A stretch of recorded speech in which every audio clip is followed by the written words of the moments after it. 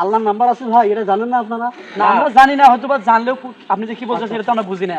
আল্লাহ পাক বলছে যে আপনার আমার মোবাইলের কোড নাম্বার আছে, কি বলেন, কোড নাম্বার ভুল হলে অন্য নাম্বারে চলে যাবে। আল্লাহ তাআলার একটা মোবাইল নাম্বার আছে 24434 24434।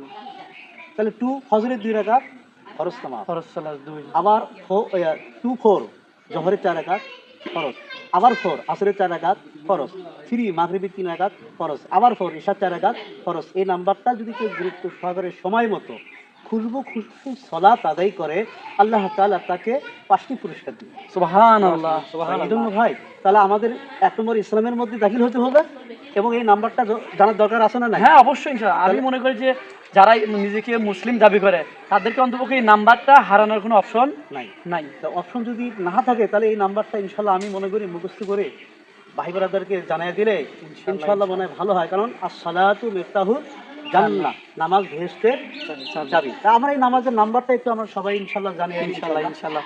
অবশ্যই আমাদের হুজুর কত সুন্দর কথা বললো। আপনারা অন্তপক্ষ দুনিয়ার সবকিছু মনে হারিয়ে ফেলে দিলেও নামাজের এই কোড নাম্বারটা যেন মনে না হারায়। ইনশাআল্লাহ এই কোডটা ধরে ধরে যেন 5 ওয়াক্ত আমরা সালাত কায়েম করি এবং ইসলামের ভেতর পরিপূর্ণভাবে দাখিল হই। যদি পরিপূর্ণভাবে ইসলামের ভেতর দাখিল না হয় তাহলে ওই কঠিন হাসনের দিন আমরা জাহান্নাম ছাড়া জান্নাতে প্রবেশ করতে পারবো না।